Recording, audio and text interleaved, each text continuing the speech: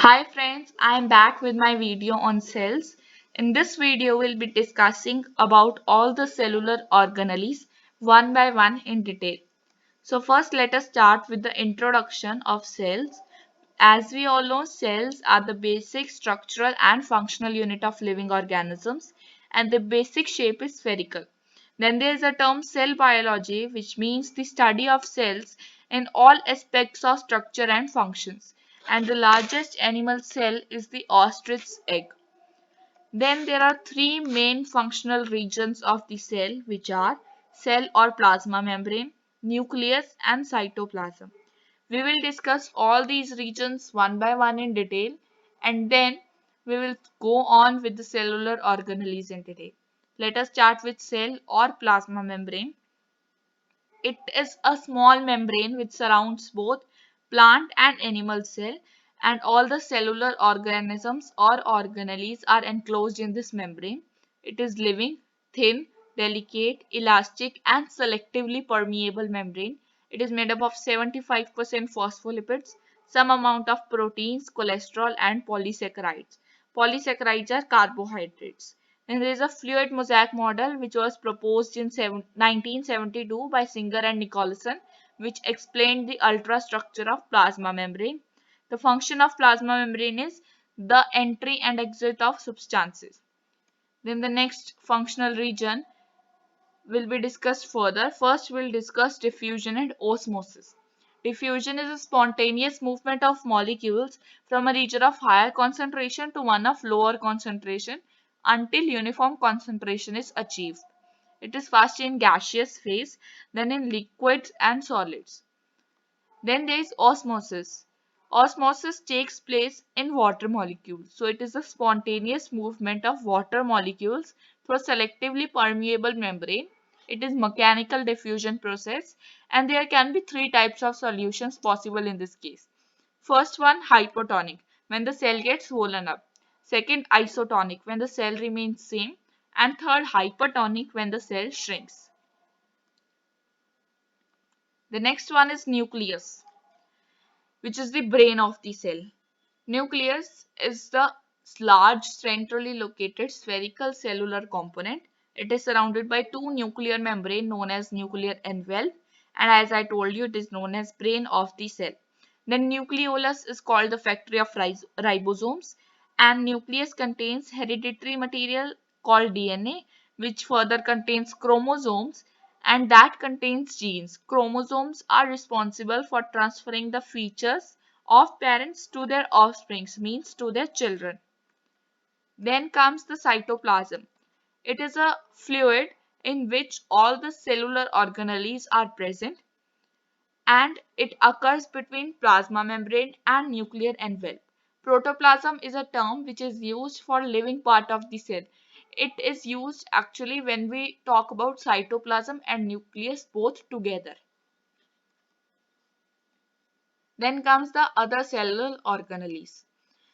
There are many cellular organelles and some of them are like cell wall, endoplasmic reticulum, ribosomes, Golgi apparatus, lysosomes, mitochondria, plastids, vacuoles, peroxisomes and centrosome.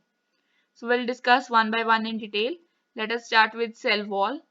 It is present only in the plant cell and it is a membrane which is freely permeable, means it can allow anything to come in or go out. It is a rigid membrane and is non-living, and the cell wall is secreted by the cell itself for its protection. It prevents the desiccation of the cell and it is made up of cellulose. The main function of cell wall is providing the mechanical strength to the cell. It permits the plant to become turgid. Then the second one is endoplasmic reticulum, also known as ER. Endoplasmic reticulum is a network inside the cell. It is of two types. RER means rough endoplasmic reticulum and SER means smooth endoplasmic reticulum. RER has ribosomes attached on it and SER have no ribosomes. When we see RER under a microscope, we see it rough due to the attachment of those ribosomes, and that is why it is known as rough endoplasmic reticulum. The function is supporting skeleton framework and a pathway of distribution of nuclear material. Then comes the ribosomes.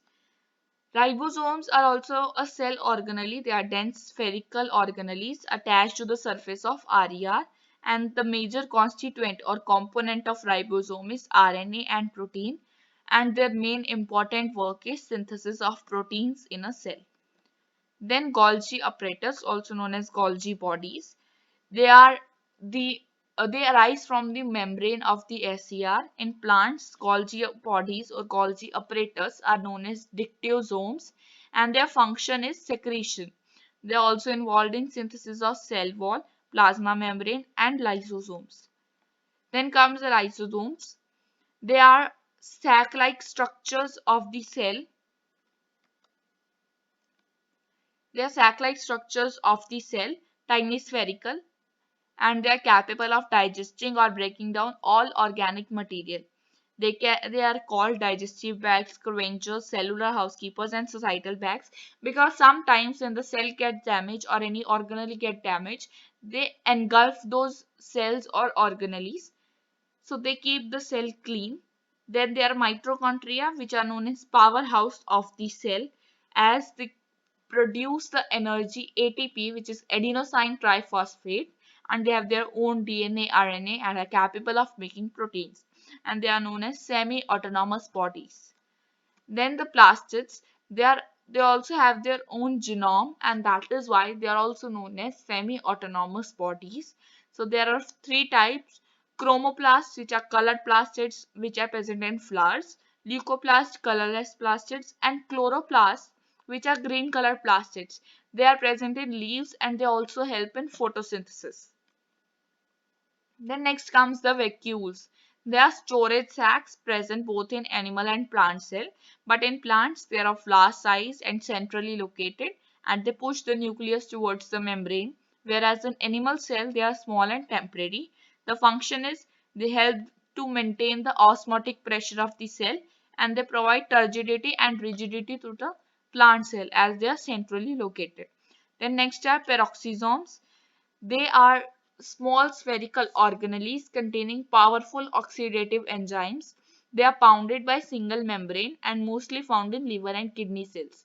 Their main function is detoxification of toxic substances from the cell. They are like the cleaners of the cell.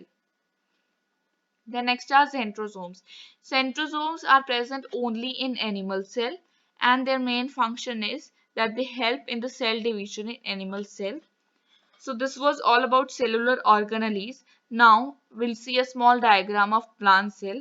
Here you can see all the organelles like Golgi vesicles, ribosomes, SCR, nucleus, RER, cell wall, peroxisomes, Golgi apparatus, then vacuole, chloroplast, cytoplasm, mitochondria, cell membrane.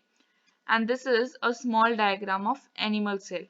Here you can see centrosomes which are not present in animal cell, and all the other organelles are same as those of plant cell. Then there are some questions which can be answered after seeing this video, like the first one: explain osmosis and its three types of solutions. Write the name of lysosomes and their functions. Write the names of cell organelles and tell their one function. The next questions are: draw a label diagram of animal and plant cell. Write a short note on mitochondria and Golgi bodies and nucleus. And what is centrally located in plant cell and animal cell.